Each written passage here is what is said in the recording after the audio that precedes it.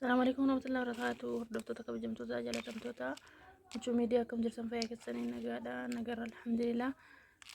Hanga baatii hedduutii fi baatii yoo xiqqaate afurii olii addaan bannee jirra deebinee jirra amma haaluma jireenyaati biyya keessa sila jirruu fi kanaaf kan addaan bannee viidiyoo irratti hojjetan jiru jechuudha. Hordoftoota kabajamtoota fayyaa akkam jirtu fayyaa keessanii نجر الحمد لله بجزرات عندهم تجسنوا أما ربي عليه في ربي تيني ولد جانا جراس ومني كم زمبرا ورون بينا ما زرتان كم هوجين ما لسني فكاتا جبادا رب سنا كارو نما بيجي في تجالي هربا فنا دانجم مجورا ما تفي ولين سو منو ربي سنا تاسسو السنين جرا هذا وانتو كوسنا كاسسون بربادة إنسمع لوجتني فري كنا namni beektan fireen kun maalidha? Firee maaliiti? Akka naannoo keessanitti maal jedhama? Maalirraas hojjetama? Yookiin ammoo maqaan isaa maalidha? Faayidaan isaa maali? Maaliif nama oolcha? Kan jedhu akka naannoo keessanitti faayidaa isaa koomentii jala naa kaa'aa isiniin jira. Anillee akka naannoo fayyaatti jechuun naannoo Arsiitti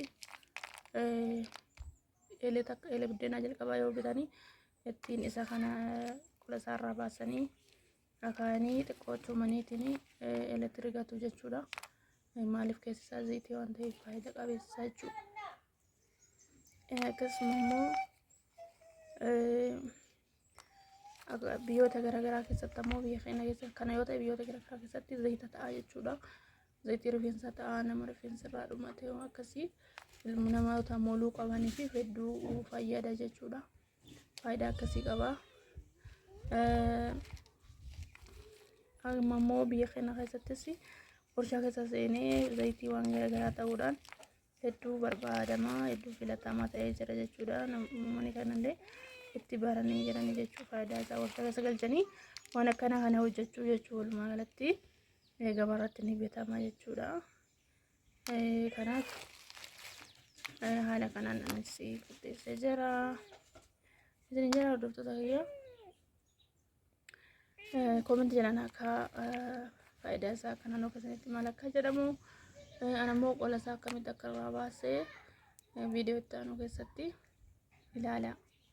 Viidiyoon itti aanu dura akkam ture akkana ta'e kan jedhu yoo ilaaluu barbaadan qola isaa akkamirraa baasee ilaalaan isin jira. Viidiyoo itti aanu hanga dhumaatti viidiyoo daawwadhaa.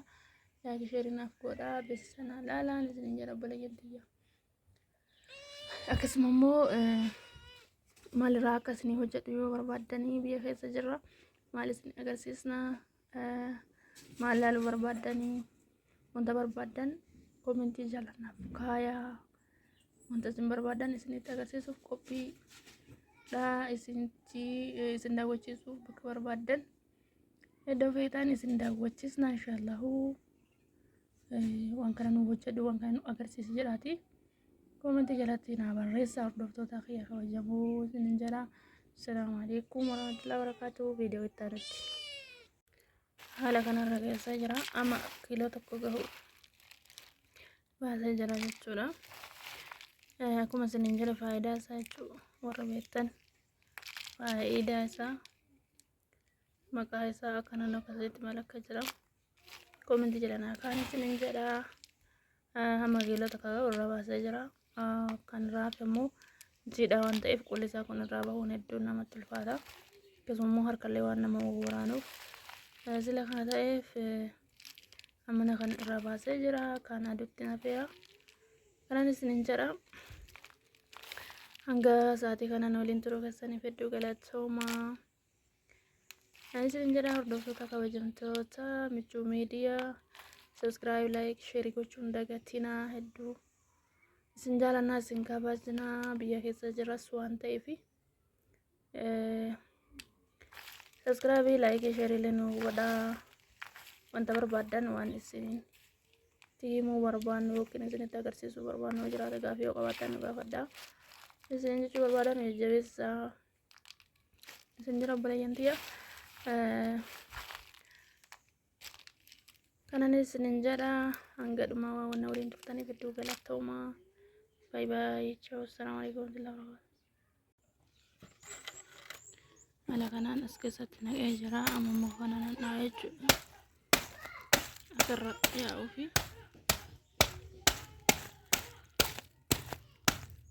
akkana dha'ee keessee booda ol dachaana.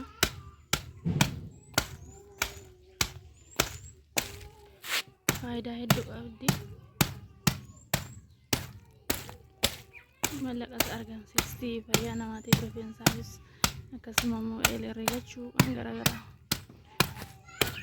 qeematus yoo dhaaban akka biqiltuutti qe'ee namaa bareechisti jechuudha.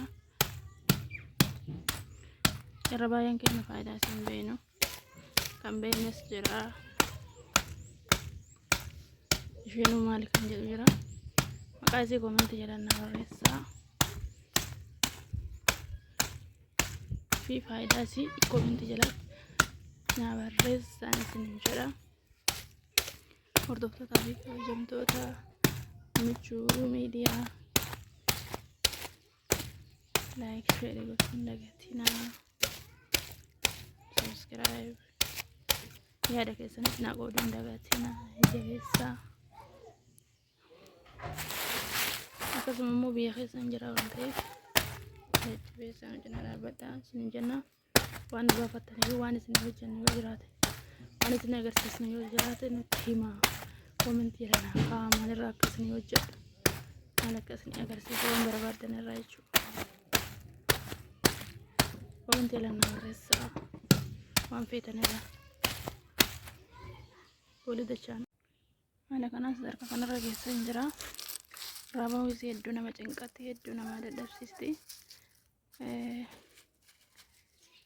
Qollisii kun dafee irraan ba'u jechuudha.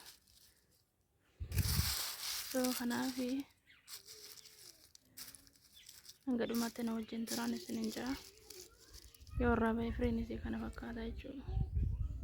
Isin mul'isaa dhedheetuma yaada. Aduu keessa waan ta'eef hedduu annaa kana fakkaata. So kanaafi hanga dhumaa na wajjin turaa. Dhuma isaanii isinitti agarsiisa waan inni fakkaatu.